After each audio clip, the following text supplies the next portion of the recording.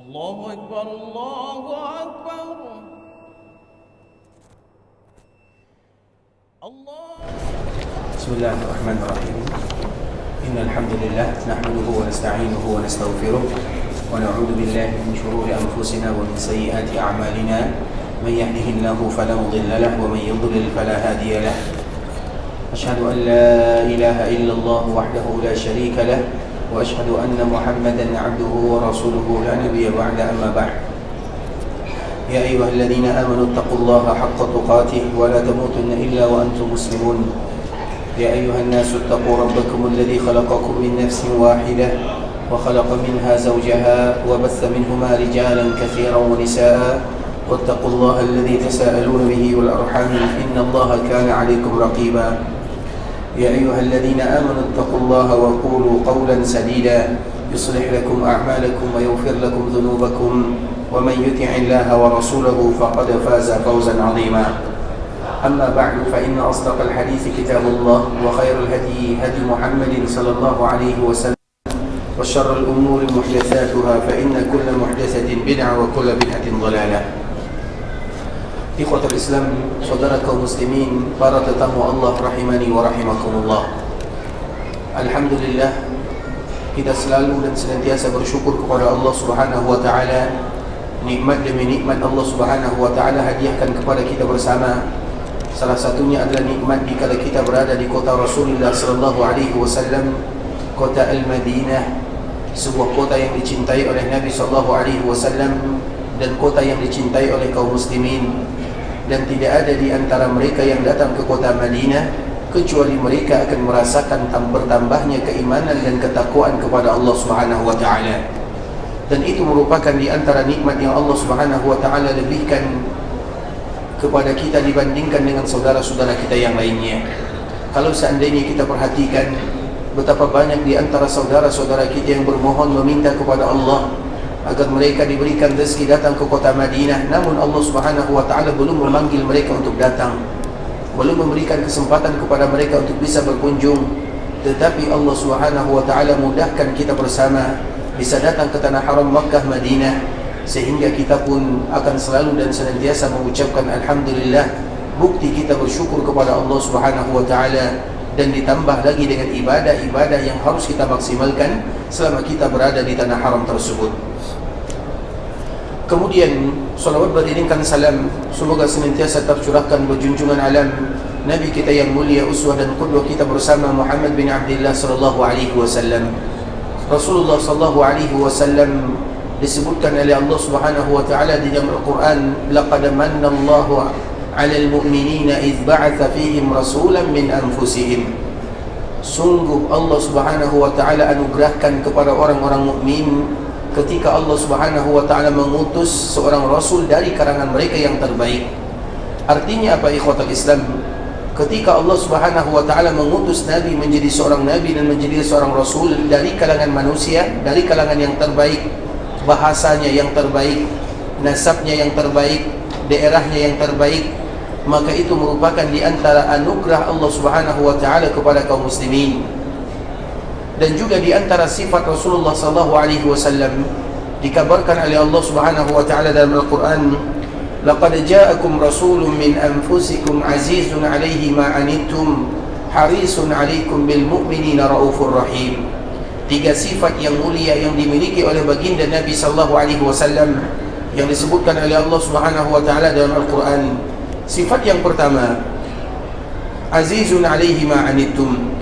Nabi sallallahu alaihi wasallam tidak pernah menginginkan kepada umatnya sesuatu yang akan membuat mereka berat di dalam agama. Artinya kalau seandainya ada agama kemudian ada pilihan, maka Nabi sallallahu alaihi wasallam akan memilih yang termudah di antara yang mudah. Dan itu merupakan di antara sifat Rasulullah sallallahu alaihi wasallam disebutkan oleh Allah Subhanahu wa taala. Kemudian harisun alaikum, sifat yang kedua, Nabi sallallahu alaihi wasallam adalah orang yang paling semangat dan antusias untuk menyampaikan dakwah dan risalah kepada umatnya.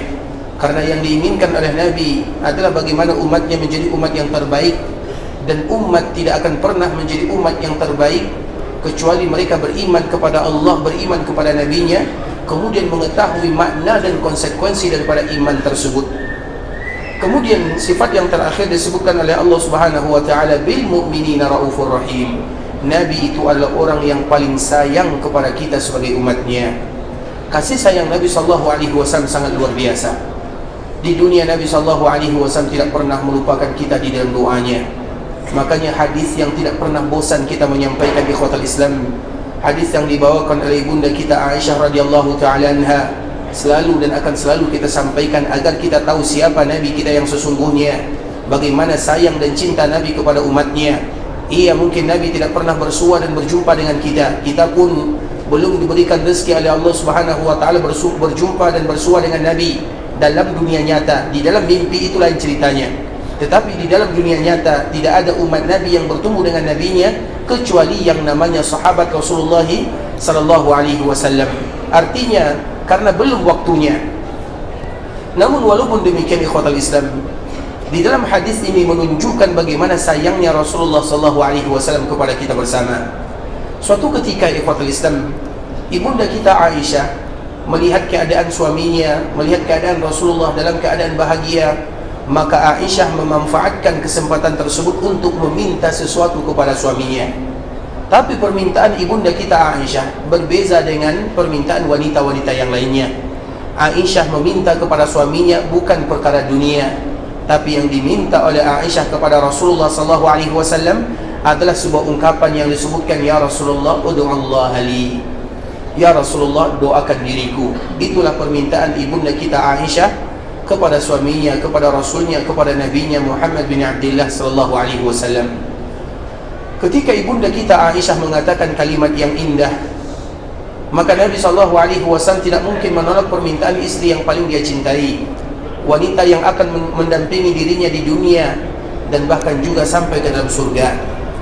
Maka Nabi SAW menghadap ke arah kiblat, mengangkat kedua tangannya, memuji Allah Subhanahu wa taala, kemudian memohon kepada Allah. Dan di antara isi permohonan Nabi SAW, isinya, ya Allah, ampunkan dosa Aisyah, ampunkan dosa yang pernah dia lakukan dan yang akan dia lakukan, sesuai dengan permintaan Aisyah kepada suaminya, kepada nabinya. Kemudian ketika Nabi SAW di dalam berdoa, ibunda kita Aisyah radhiyallahu taala anha mendengarkan doa Nabi SAW, karena memang Nabi berdoa di sampingnya, di sisinya, di dalam rumahnya. Maka Nabi SAW berdoa dan Aisyah mendengarkan doa Nabi SAW. Dan di antara doa Nabi adalah doa yang dikhususkan untuk dirinya, yang membuat dirinya bangga dan bahagia. Kemudian setelah Nabi SAW selesai berdoa, maka Nabi bertanya, melirik kepada ibunda kita Aisyah, karena dia dalam keadaan tersenyum. Maka Nabi bertanya, ayasurruki du'ai, wahai Aisyah, apakah engkau merasa bangga, bahagia dengan doa yang aku panjatkan kepada Allah untuk dirimu? Siapa yang tidak bahagia kalau Nabi yang mendoakan dirinya? Orang lain kalau kita mengetahui dia mendoakan diri kita, kita akan bahagia dengannya. Apalagi kalau Nabi SAW. Maka secara spontan ibunda kita Aisyah mengatakan, "Na'am, iya ya Rasulullah, aku bahagia, aku bangga dengan doa tersebut." Kemudian apa kata Nabi SAW?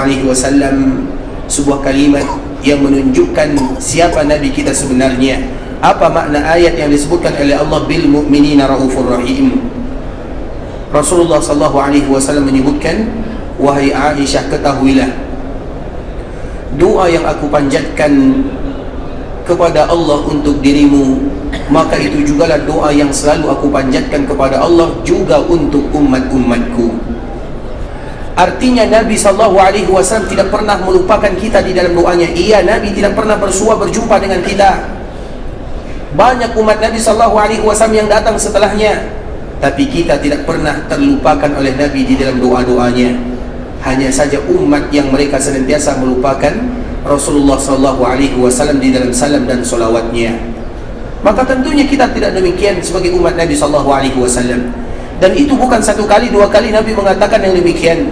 Nabi SAW terutama di dalam solat malam tidak pernah lupa kepada umatnya, walaupun umatnya belum lahir. Tapi kita sudah mendapatkan bagian daripada doa Nabi SAW. Demikian pula kita ikhwatal Islam. Maka jangan pernah kita lewatkan hari kecuali di dalamnya ada salam dan salawat kepada Nabi SAW. sebuah kalimat di mana itu merupakan hak Rasulullah yang harus kita tunaikan.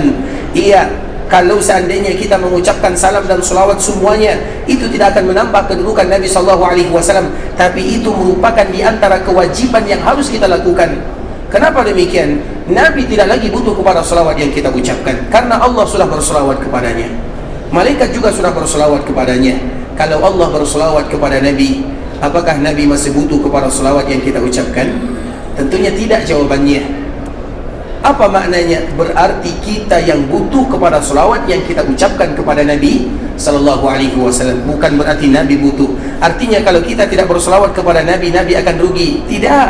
Jangan pernah membayangkan kalimat ini. Tetapi yang kalau kita tidak bersalawat, yang rugi itu adalah kita, bukan Nabi. Sebagaimana kalau kita juga mengucapkan salawat, yang beruntung itu adalah kita, dan juga mendapatkan pahala yang dijanjikan oleh Allah Subhanahu wa taala.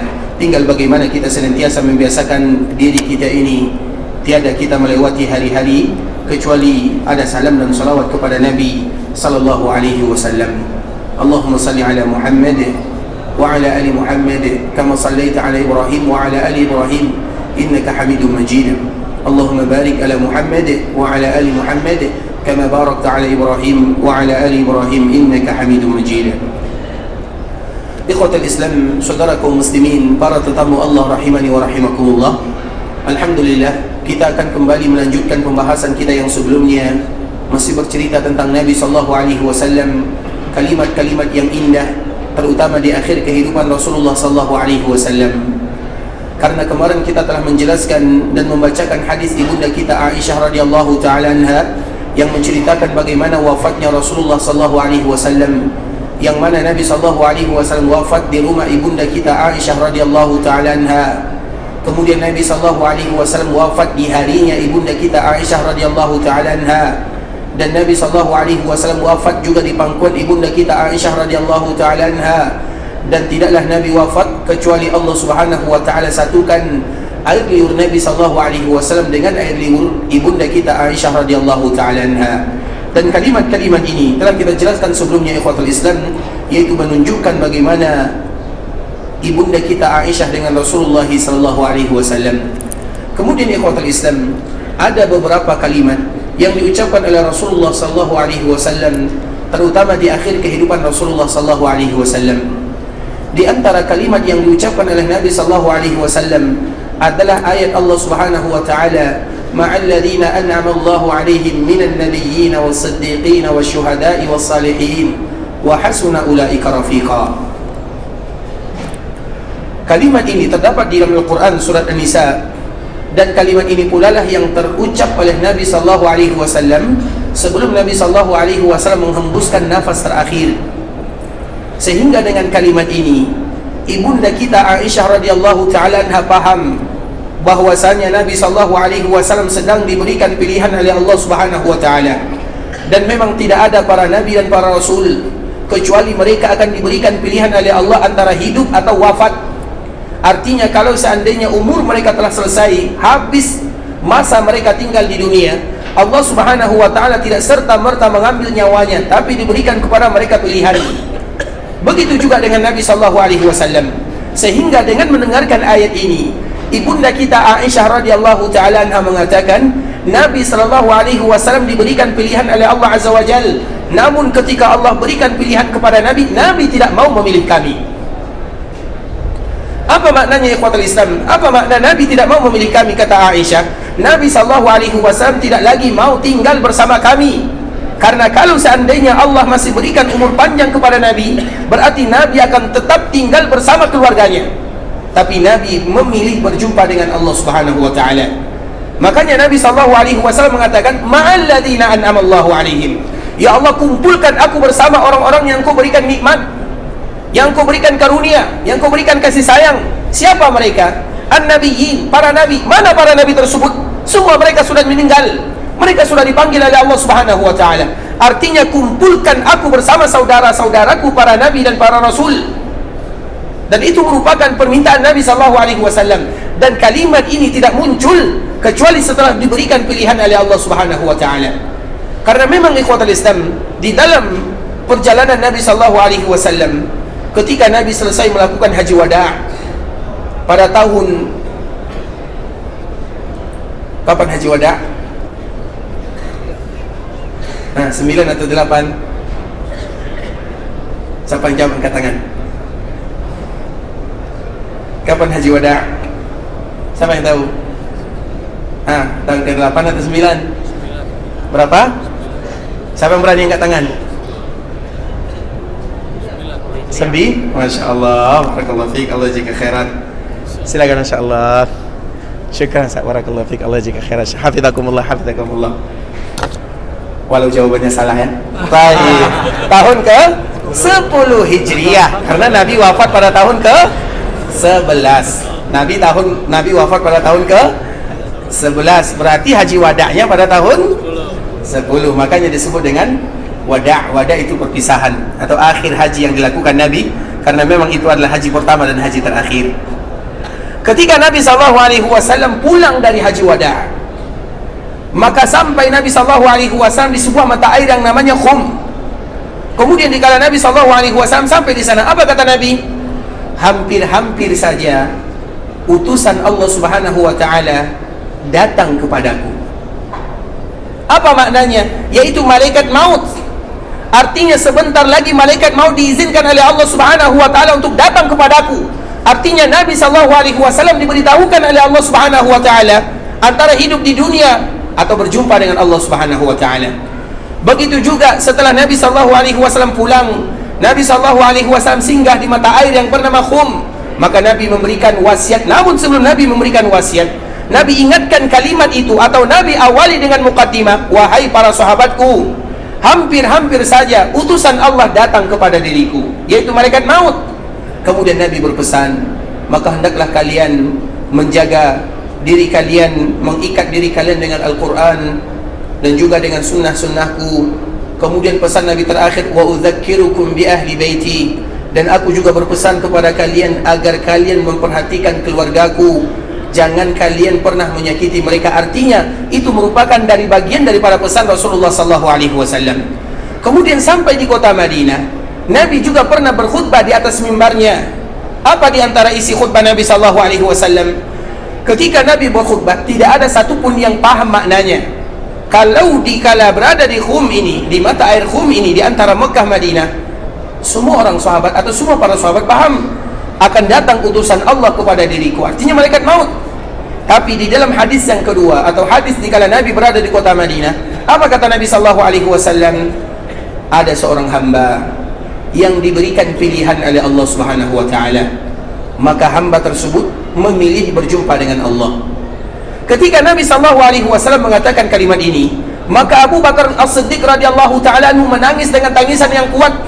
Sampai-sampai para sahabat yang lainnya merasa heran. Nabi mengatakan ada seorang hamba yang diberikan pilihan oleh Allah, kemudian dia menangis. Kenapa? Kalau bahasa kitanya, kenapa orang tua ini menangis? Karena memang di antara sahabat yang paling tua adalah sahabat Abu Bakar As-Siddiq radhiyallahu ta'ala anhu. Berapa selisih umur Abu Bakar dengan Nabi? Mana yang paling tua, Abu Bakar atau Nabi? Abu Bakar. Salah lagi ya. Nabi lebih tua dari Abu Bakar As-Siddiq radhiyallahu ta'ala anhu. Nabi lebih tua 2 tahun dari Abu Bakar As-Siddiq, karena Nabi meninggal pada umur 63 tahun, Abu Bakar pun meninggal pada umur 63 tahun. Artinya Nabi lebih tua dari Abu Bakar As-Siddiq radhiyallahu ta'ala anhu.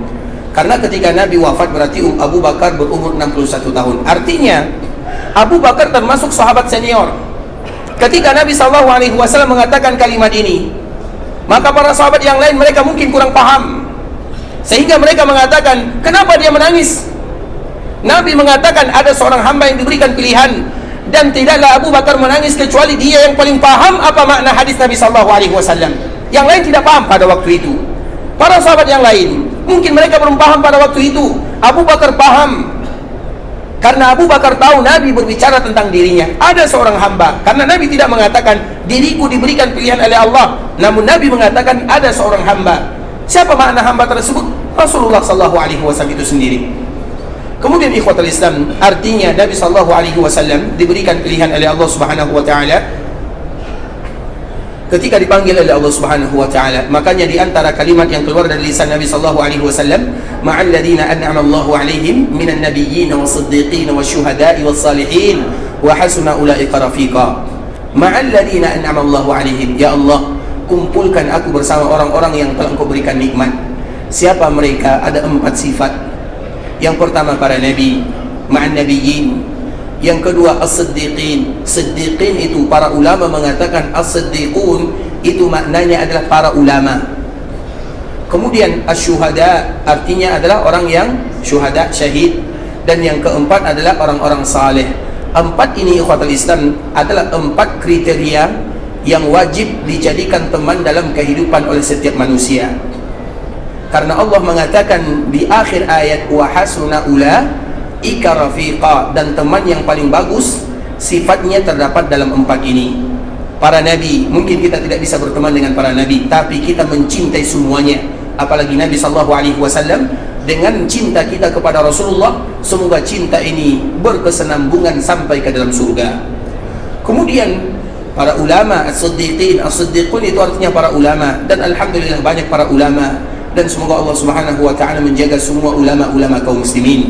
Mereka adalah tempat di mana kita menjadikan mereka sebagai teman dalam kehidupan.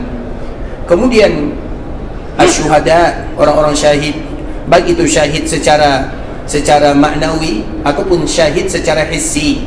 Karena syahid itu ada maknawi. Maknawi itu artinya orang yang syahid bukan berjihad di jalan Allah Subhanahu wa taala, tapi syahid seperti misalnya orang yang menuntut ilmu, kemudian mereka meninggal di kala menuntut ilmu, atau ibu yang melahirkan, atau orang yang tenggelam, banyak itu namanya syahid maknawi.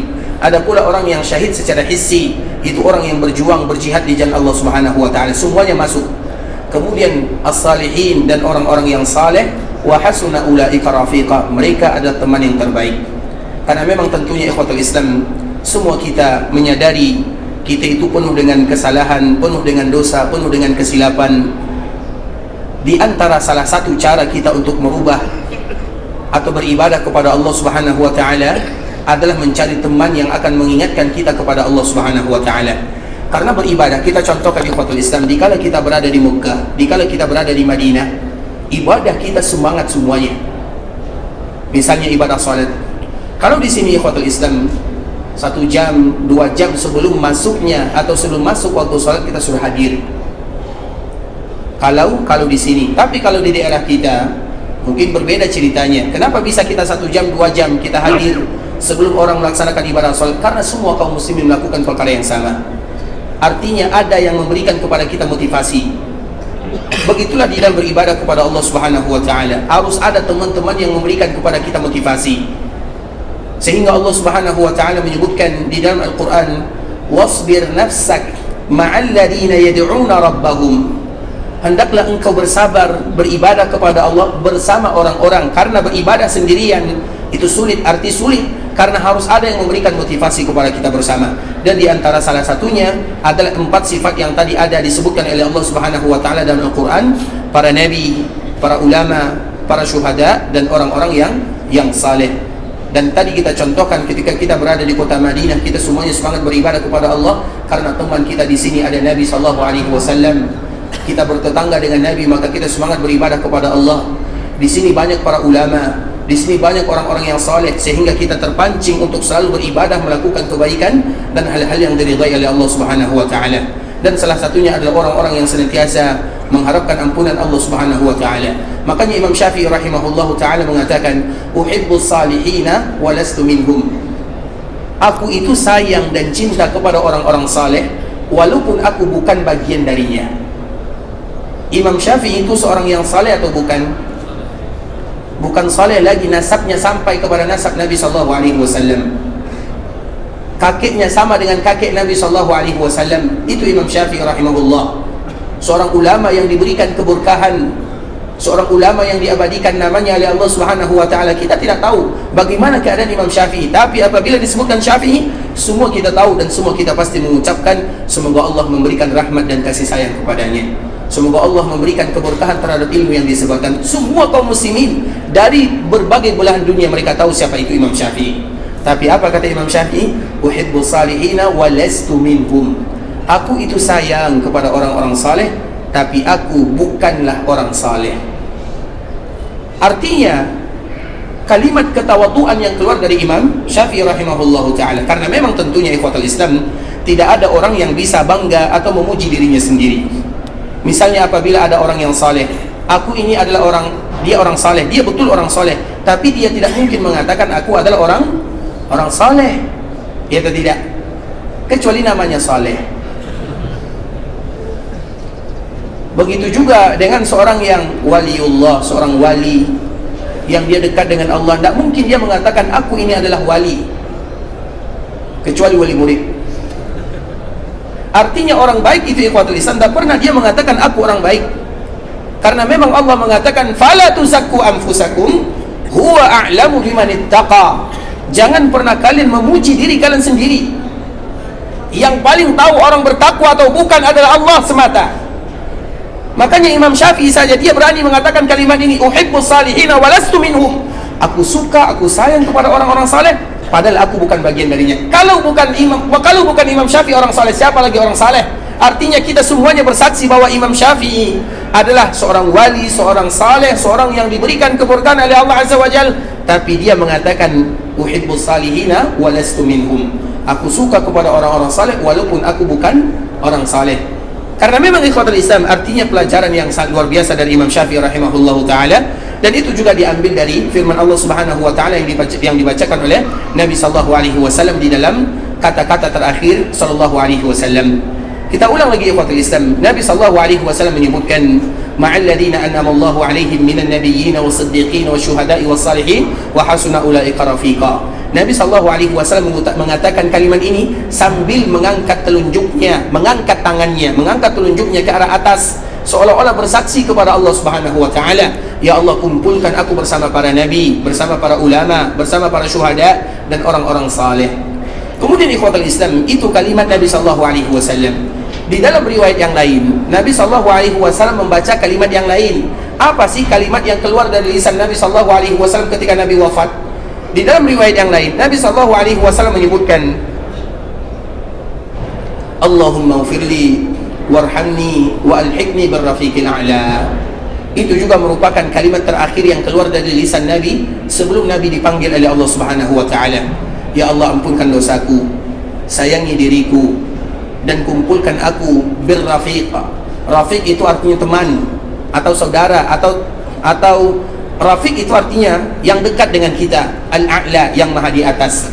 Artinya kumpulkan aku bersamamu. Seolah-olah itu merupakan bahasa yang keluar dari lisan Nabi sallallahu alaihi wasallam. Nabi sallallahu alaihi wasallam mengatakan, ya Allah, ampunkan dosaku, sayangi diriku. Padahal kita sudah tahu bahwa Nabi pasti diampunkan dosanya oleh Allah Subhanahu wa taala. Bahkan surga tidak pernah dibuka kecuali untuk yang namanya Muhammad bin Abdullah. Namun walau demikian, Nabi tetap mengatakan Allahumma firli, sebuah kalimat ikhwatul Islam yang tidak boleh bagi kita untuk melupakannya. Karena Nabi pun sebelum Nabi wafat itu ucapan terakhir Rasulullah sallallahu alaihi wasallam. Makanya sama dengan kalimat yang pertama, tidak akan ada orang yang berani memuji dirinya. Nabi sallallahu alaihi wasallam saja yang pasti diberikan jaminan surga oleh Allah Subhanahu wa taala, tapi masih keluar kalimat-kalimat yang indah dari lisan dan mulut Nabi sallallahu alaihi wasallam, yaitu Allahumma ufirli warhamni wa alhiqni birrafiqil a'la. Kemudian juga ikhwatul Islam, juga di antara ucapan yang keluar dari lisan Nabi sallallahu alaihi wasallam, karena memang beberapa riwayat menyebutkan yang demikian ikhwatul Islam, dan bisa jadi semua riwayat itu betul. Bisa jadi Nabi menyebutkan ini yang pertama, kemudian itu yang kedua, dan juga kalimat yang terucap dari lisan Nabi sebelum Nabi meninggal, la ilaha illallah inna lil mauti sakarat. Tiada ilah yang berhak disembah kecuali Allah, dan sesungguhnya tiada ilah yang berhak disembah kecuali Allah Subhanahu wa taala, dan sesungguhnya setiap kematian itu ada yang namanya sakarat.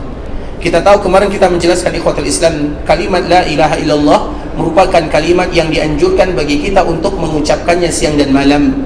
Tidak boleh kita lewatkan satu hari kecuali ada kalimat la ilaha illallah, karena kalimat la ilaha illallah adalah pembaharuan dalam iman dan takwa. Seolah-olah iman kita akan selalu naik apabila kita mengikuti dengan kalimat la ilaha illallah. Maka Nabi sallallahu alaihi wasallam menyebutkan, fas'alullaha an yujaddida imanakum, maka hendaklah kalian selalu bermohon kepada Allah untuk memperbaharui iman, karena iman itu bisa rusak, bisa hilang, bisa rapuh. Bagaimana cara memperbaharuinya? Salah satunya adalah dengan kalimat la ilaha illallah. Kemudian la ilaha illallah itu ikhwatul Islam adalah kalimat yang mulia, dan kemarin kita telah menyebutkan di antara salah satu kemuliaan kalimat la ilaha illallah, apabila kita tahu maknanya, tahu rukunnya, tahu syaratnya, maka itu merupakan di antara salah satu yang bisa memberatkan amalan timbangan kita di sisi Allah Subhanahu wa taala. Dan kemarin kita telah menjelaskan ikhwatul Islam bahwa di akhirat perjalanan kita itu adalah perjalanan yang panjang sekali. Ketika kita dibangkitkan, kemudian kita dikumpulkan di padang mahsyar lebih daripada 50.000 tahun, kemudian setelahnya dihisab oleh Allah Subhanahu wa taala. Dan hisab itu terbagi kepada dua. Ada yang namanya hisaban yasira, ada yang namanya hisaban asira. Hisab yang mudah dan hisab yang rumit. Atau di dalam bahasa lain, ada yang namanya hisab, ada yang namanya arad. Orang yang dihisab semuanya pasti diazab, karena hisab itu sendiri bagian daripada azab. Ada yang namanya arad. Arad itu ikhwatul Islam, ketika Allah Subhanahu wa taala, karena ketika dihisab Allah akan memanggil hambanya satu persatu. Laisa bainahu wa bainahu turjuman. Artinya tidak ada penterjemah antara seorang hamba dengan Allah Subhanahu wa taala, karena Allah paham semua bahasa, dan yang menciptakan bahasa itu sendiri adalah Allah Subhanahu wa taala. Kemudian dipanggil satu persatu. Coba bayangkan, dipanggil satu persatu, dikumpulkan semua manusia, dipanggil satu persatu, pertanyaannya itu satu persatu. Satu persatu ini ikhwatul Islam, kalau kita bayangkan sangat lama. Namun bagi mereka yang beriman, bagi mereka yang bertakwa, maka hisab itu hanya di antara asar dengan maghrib. Itu ibaratnya, tidak lama bagi mereka. Sedangkan mereka-mereka yang ingkar, mereka yang kufur, maka hisab itu adalah hisab yang sangat lama sekali. Maka bagi mereka yang mukmin disebut dengan arad. Arad itu apa artinya? Hanya sekedar dipaparkan amalan catatannya. Ketika dia berhadapan dengan Allah Subhanahu wa taala, maka Allah membuka lembaran amalannya. Makanya Allah Subhanahu wa taala menyebutkan, wa amma man utiya kitabahu bi yamini fasawfa yuhasabu hisaban yasira. Adapun mereka yang diberikan amalan catatannya dari kanan, maka mereka akan dihisab, tetap dihisab, tapi hisabnya adalah hisaban yasira, yaitu hisab yang mudah, atau yang dikenal dengan arad. Arad itu apa artinya? Dibuka oleh Allah Subhanahu wa taala amalan catatannya. Allah membuka amalan catatan bukan berarti Allah lupa, tetapi Allah ingin memberikan pelajaran kepada seorang hamba, karena bisa jadi seorang hamba mengingkarinya, maka ada buktinya. Kemudian dibacakan oleh Allah, mulai dari dia balik, dibacakan satu persatu. Wahai fulan, bukankah dulu kamu melakukan ini, melakukan dosa ini, kamu melakukan ini, kamu mencuri, kamu berzina, kamu korupsi, kamu mengambil hak orang lain, kamu menzalimi, kamu melakukan rasuah, kamu menyogok, kamu riba. Semuanya dibacakan oleh Allah Azza wa Jalla. La yughadiru saghiratan wala kabiratan illa ahsaha. Tidak ada satupun amalan yang kecil disisakan oleh Allah, apalagi yang besar. Sehingga para hamba mereka bertanya, wa qalu mali hadzal kitab? Kitab apa ini? Catatan apa ini? Karena semuanya detail, sedetail-detailnya. Kemudian ikhwatul Islam dibacakan oleh Allah satu persatu. Fi kanaf, antara kita dengan Allah Subhanahu wa taala. Kemudian hamba ini hanya bisa mengatakan, iya ya Allah, iya, aku mengakuinya, aku mengakuinya. Kemudian setelah hamba mengakui, setelah selesai dibacakan amalan catatan semuanya, maka hamba ini melihat ke kanan, tidak ada tempat lari. Kemana kita akan lari di sana? Melihat ke kiri, melihat ke atas, tidak ada. Kemudian di saat dia risau, di saat dia merasa dirinya pasti dicampakkan di dalam api neraka, maka datang kabar gembira dari lisan Allah, dari Allah Subhanahu wa taala. Apa kata Allah Subhanahu wa taala? Wahai fulan, hari ini aku ampunkan dosamu. Kemudian ditutup amalan catatan dan dimasukkan seorang hamba ke dalam surga Allah Subhanahu wa taala. Itu yang disebut dengan arad, dan semua kita berharap agar hisab kita demikian keadaannya. Makanya dikala kita melakukan salat tarawih, biasanya di dalam salat tarawih itu ikhwatul Islam ada doa kunutnya.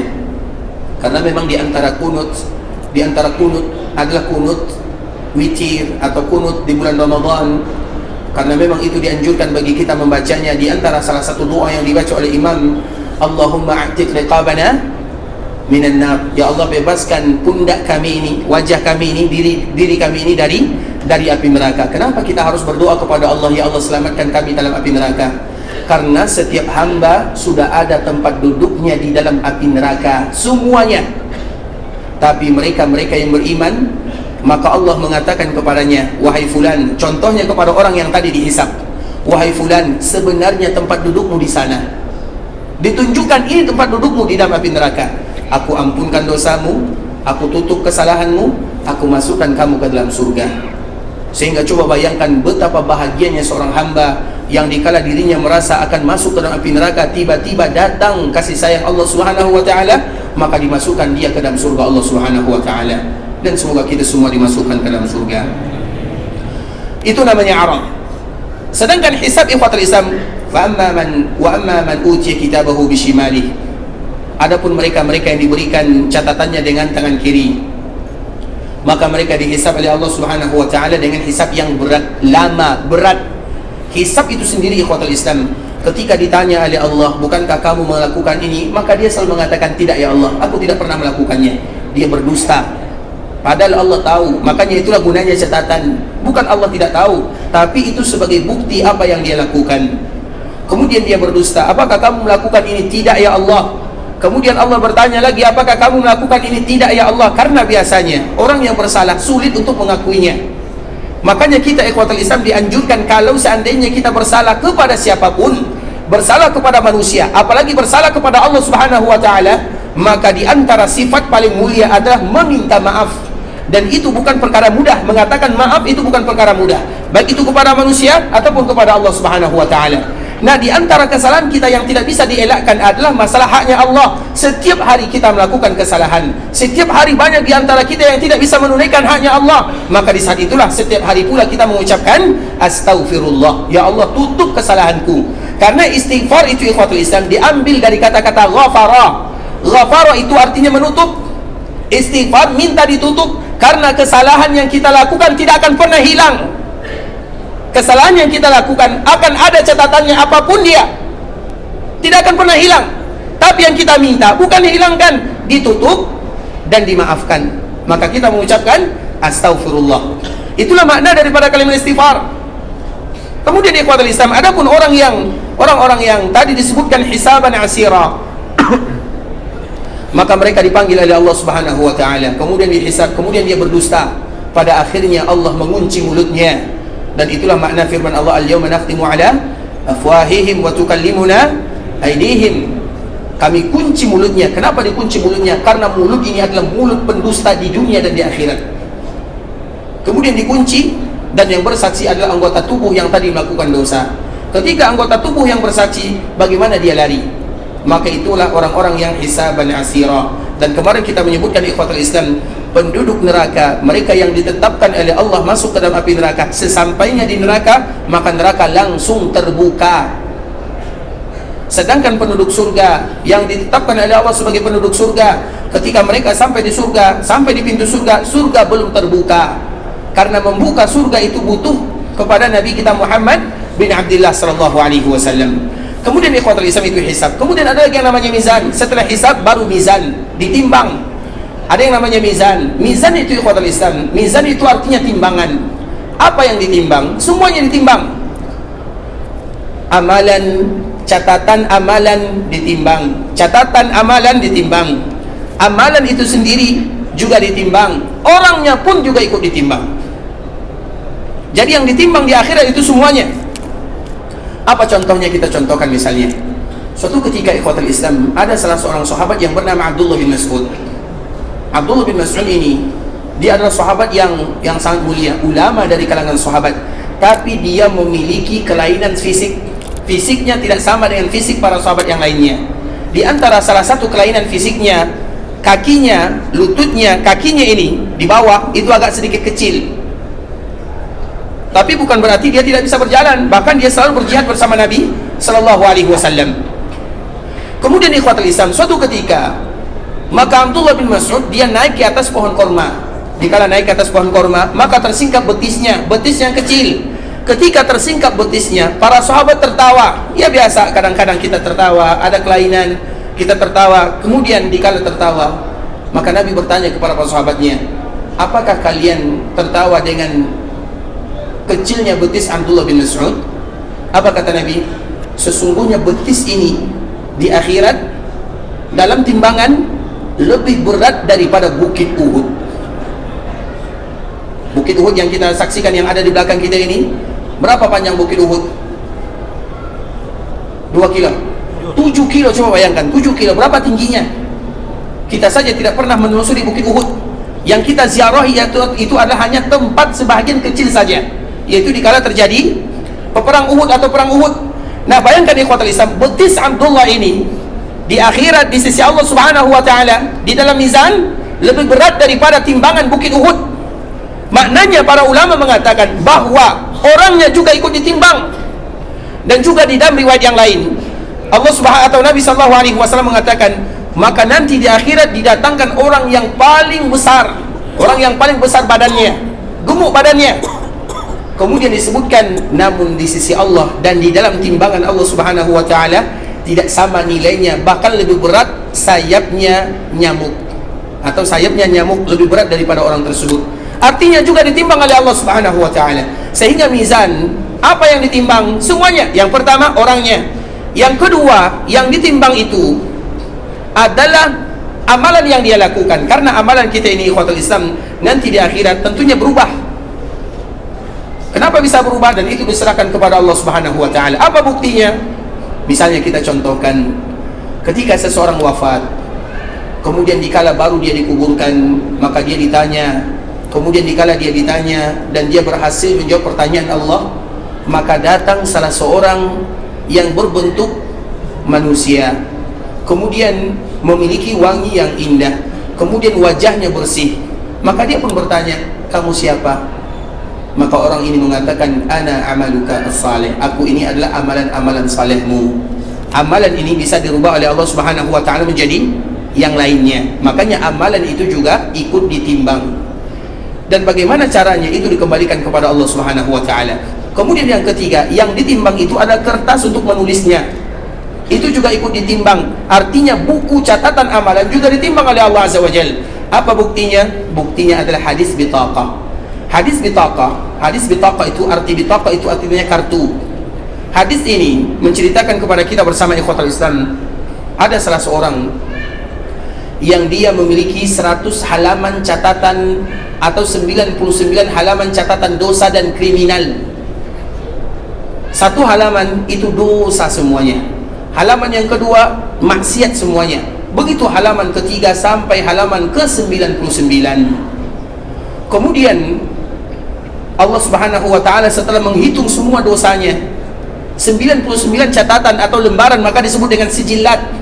99 lembar ini ikhwatul Islam semuanya dosa dan maksiat. Kemudian Allah pun bertanya kepadanya, karena dia merasa dirinya pasti masuk ke dalam api neraka. Namun Allah bertanya kepadanya, wahai fulan, apakah engkau masih memiliki amalan catatan yang lain, kebaikan yang lain? Karena hari ini engkau tidak akan pernah terzalimi. Maka hamba itu tidak lagi ingat, karena dia sudah merasa dirinya akan binasa. Allah kembali mengulang, wahai fulan, apakah engkau masih memiliki amalan kebaikan? Maka hamba itu tidak, ya Allah, saya tidak lagi punya amalan kebaikan. Kemudian Allah pun mengatakan, bukankah engkau memiliki satu kebaikan yang sangat mulia? Maka hamba ini juga tidak tahu apa kebaikannya. Bukankah engkau senantiasa mengucapkan kalimat la ilaha illallah? Maka hamba ini heran sambil bertanya kepada Allah, ya Allah, kalau seandainya amalan kebaikan la ilaha illallah diletakkan dalam satu catatan, sedangkan kemaksiatanku ada 99 halaman, tidak mungkin aku selamat dengan kalimat ini. Artinya 1 dibanding 99. Bagaimana cara bisa selamat dari azab Allah Subhanahu wa taala? Apa kata Allah Subhanahu wa taala? Engkau tidak akan pernah dizalimi. Hari ini engkau tidak akan dizalimi. Artinya Allah Subhanahu wa taala akan tetap menimbangnya walaupun satu catatan. Tapi catatan itu isinya adalah kalimat la ilaha illallah. Maka tadi diletakkan la ilaha illallah di atas timbangan. Kemudian 99 dosa maksiat diletakkan di atas timbangan yang lain. Malat bihinna la ilaha illallah. Maka dikala kalimat la ilaha illallah diletakkan di atas timbangan tersebut ikhwatul Islam, maka timbangan ini menjadi berat. Dikala timbangan ini menjadi berat, maka Allah masukkan dia ke dalam surga Allah Subhanahu wa taala. Jadi kalimat la ilaha illallah, kalimat yang jangan pernah kita anggap remeh, namun harus ingat, harus kita ketahui maknanya, rukunnya, syaratnya, bukan hanya sekedar mengucapkan la ilaha illallah. Pernah begitu juga ikhwatul Islam Nabi Musa. Nabi Musa ini pernah meminta kepada Allah Subhanahu wa taala zikir khusus. Karena biasanya kita ingin meminta zikir khusus, dan di dalam agama Islam tidak ada zikir khusus kecuali semuanya dari Al-Quran atau hadis Nabi SAW. Tidak ada perbedaannya, semua kita sama di hadapan Allah Subhanahu wa Ta'ala. Nabi Musa meminta zikir khusus kepada Allah. Ya Allah, ajarkan kepadaku zikir khusus yang dengannya aku akan berzikir kepadamu, atau berzikir dengan kalimat tersebut untuk mendekatkan diri kepadamu. Apa kata Allah? Wahai Musa, ucapkan kalimat la ilaha illallah. Maka Nabi Musa heran, ya Allah, kalimat ini bukan khusus, kalimat ini semua hambamu mengucapkan kalimat tersebut. Akan kita tahu ikhwatul Islam, mulai dari zaman Nabi Adam sampai zaman terakhir, kalimat la ilaha illallah tidak akan pernah berubah. Kalimatnya, lafaznya, kalimatnya la ilaha illallah. Maka Nabi Musa mengatakan kepada Allah, ya Allah, semua umatmu mereka mengucapkan kalimat ini, aku meminta zikir khusus ya Allah, khusus untuk diriku, tidak diberikan kepada orang lain. Maka di saat itulah Allah Subhanahu wa Ta'ala mengatakan, ini merupakan hadis qudsi, kalau seandainya 7 lapis langit, 7 lapis bumi kemudian diletakkan la ilaha illallah, maka akan berat la ilaha illallah. Artinya ikhwatul Islam, ternyata kalimat ini merupakan kalimat yang luar biasa, kalimat yang tidak boleh dilewatkan begitu saja oleh manusia. Harus mereka melatih lisan dan lidah untuk selalu mengucapkan kalimat yang bisa jadi dengan kalimat ini Allah Subhanahu wa Ta'ala menutupi semua kesalahan dan dosa yang pernah kita lakukan. Karena ikhwatul Islam, masuk ke dalam surga, tidak ada orang yang masuk ke dalam surga dengan amalannya. Itu poin penting yang harus kita ingat. Jangan beranggapan saya umrah bisa masuk surga. Tidak. Kenapa kita bisa umrah? Karena Allah. Siapa memberikan rezeki? Juga Allah. Siapa memberikan kesehatan? Juga Allah. Artinya semuanya dikembalikan kepada Allah. Makanya Allah mengatakan tidak ada, atau Nabi mengatakan tidak ada yang masuk surga dengan amalannya, tapi masuk surga dengan karunia dan kasih sayang Allah Subhanahu wa Ta'ala. Dan itulah salah satu bentuknya, yaitu bagaimana Allah memasukkan seorang hamba ke dalam surga dengan kalimat la ilaha illallah. Oleh karenanya ikhwatul Islam, itu merupakan kalimat yang sangat mulia, yang juga diucapkan oleh Nabi sallallahu alaihi wasallam dikala Nabi sallallahu alaihi wasallam meninggal. Kemudian kita kembalikan kepada ucapan Nabi sallallahu alaihi wasallam. Di antara kalimat yang dibaca oleh Nabi sallallahu alaihi wasallam, la ilaha illallah, tiada ilah yang berhak disembah kecuali Allah. Innalil mauti sakarat, sesungguhnya kematian itu ada sakarat. Sakarat itu apa artinya ikhwatul Islam? Sakarat itu artinya di mana kita tidak lagi bisa mengetahui apa yang terjadi. Itu namanya sakarat. Sakarat itu diambil dari kata-kata sakran. Sakran itu artinya seperti orang yang mabuk. Orang yang mabuk biasanya mereka tidak tahu apa yang terjadi, seolah-olah sudah ditutupi akalnya. Begitulah dengan sakarat, karena saking sakitnya sakarat tersebut sehingga membuat kita tidak tahu apa yang terjadi. Dan sakarat itu ikhwatul Islam berbeda antara satu dengan yang lainnya, tidak semua hamba sama. Makanya kemarin kita juga telah menyebutkan sebuah hadis Nabi sallallahu alaihi wasallam, dan ini hanya sekedar pengulangan untuk memberikan motivasi kepada kita bersama, bahwa dikala malaikat maut datang mencabut nyawa. Hadis ini dibawakan oleh sahabat Barra bin Azib radhiyallahu ta'ala anhu. Apabila seorang mukmin, ketika mereka adalah orang yang beriman, orang yang banyak ketaatannya, kemudian dan semua kita takut mati. Tidak ada orang yang tidak takut mati, karena itu adalah bagian daripada fitrah semuanya. Tapi mereka yang beriman, ketika mereka sakit, ketika mereka sudah berbaring, ketika mereka tidak lagi bisa melakukan apa-apa, maka di tempat pembaringannya akan datang amalannya. Datang amalan salat dari kanan, datang zakat-zakatnya dari kiri, datang bakti kepada orang tua dari bawah. Artinya ketika amalan ini datang, maka dia bahagia. Ketika dia bahagia, maka dia di saat itu ingin berjumpa dengan Allah Subhanahu wa Ta'ala. Ketika dia ingin berjumpa dengan Allah Subhanahu wa Ta'ala, datang malaikat maut. Kemudian dikala malaikat ingin datang, maka berkumpul ruhnya di dadanya. Karena kita tidak tahu ruh itu ikhwatul Islam, kita tidak tahu hakikatnya, kita tidak tahu di mana posisinya, kita tidak tahu berapa panjangnya, apa warnanya, apa kerjanya. Yang penting setiap manusia ada ruhnya. Maka ruh ini berkumpul di dadanya. Kemudian malaikat masuk atau malaikat datang, malaikat maut. Ketika malaikat maut ini datang ikhwatul Islam, ruhnya sudah berkumpul, maka mudah mengeluarkan ruh tersebut. Ibarat minuman atau minuman cangkir atau teko kalau bahasa kitanya, kita menuangkan air, mudah sekali ruhnya keluar. Dan dikala ruhnya keluar, amalannya datang memberikan hiburan. Dikala amalnya menghibur, maka dia bahagia. Maka itulah makna daripada hadis ibunda kita Aisyah radhiyallahu taala anha, man ahabba liqa Allah ahabba Allahu liqa'ah. Barang siapa yang ingin berjumpa dan suka bersua dengan Allah, maka Allah lebih senang untuk berjumpa dengannya. Maka Aisyah mengatakan, siapa yang suka bersua dengan Allah, artinya siapa yang mau mati? Tidak ada. Tapi bagaimana maknanya? Maknanya ikhwatul Islam, ketika dia hendak wafat, datang amalannya memberikan kabar gembira, kami amalanmu yang akan senantiasa menemanimu dalam kehidupan dunia, dan juga kami yang akan selalu bersamamu dalam kehidupan yang berikutnya. Bukankah dikala seorang hamba meninggal, maka keluarganya meninggalkan dirinya, harta yang dia cari meninggalkan dirinya, yang tersisa adalah amalan-amalan yang pernah dia lakukan dalam kehidupan dunia.